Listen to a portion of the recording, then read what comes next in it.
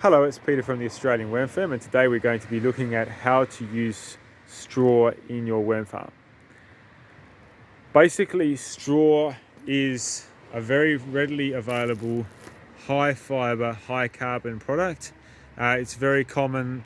You find it in fodder stores, hardware stores, and those sorts of environments.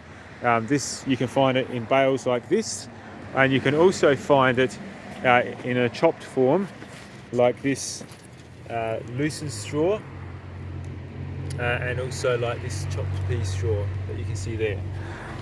Why would you use straw in your worm farm? Now, first, a disclaimer. With the straw that you use, you want it to be as spray free as possible. What this means is basically you don't want it to have been sprayed recently before harvest.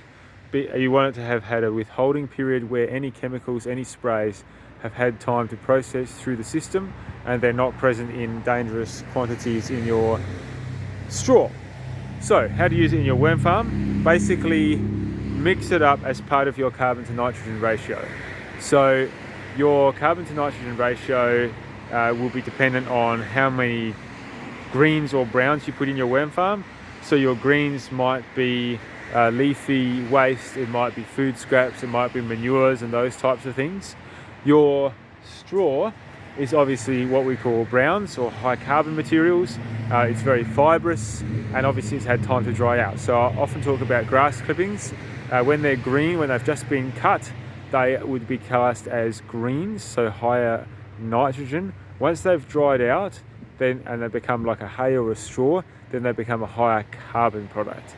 So this straw here, I would consider a high carbon product. So I'd use that to balance out manures and food scraps and those sorts of products. So mix it up well with your food scraps. And one of the beautiful things that the straw will do is it will provide a fantastic breeding environment for fungi. So in your castings, you generally want to have as wide a variety of fungi as possible because it promotes water retention, it promotes root growth, and it also promotes soil structure. So if you want to boost the level of fungi in your worm castings, then have a higher ratio of straw to the manure and other products. So I hope that helps in understanding how you would use straw in the worm farm. In a smaller worm farm, I would mix it with the food scraps when applying it.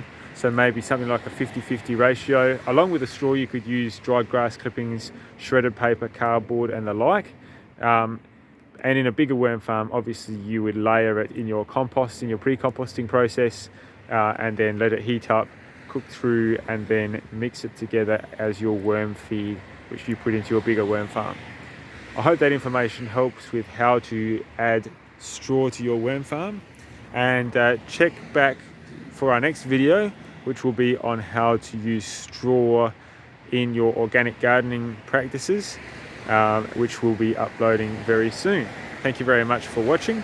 Please do subscribe to the channel down below, and that really helps as it allows more people to see our videos and be helped by them. And please do share it with your friends if you found it helpful, and feel free to leave feedback in the comments below. It's very helpful when people do that. If you have any questions, do please comment below as well, and I'd love to answer them on one of our next videos. Thanks very much for watching, and look forward to catching you very soon. Thank you.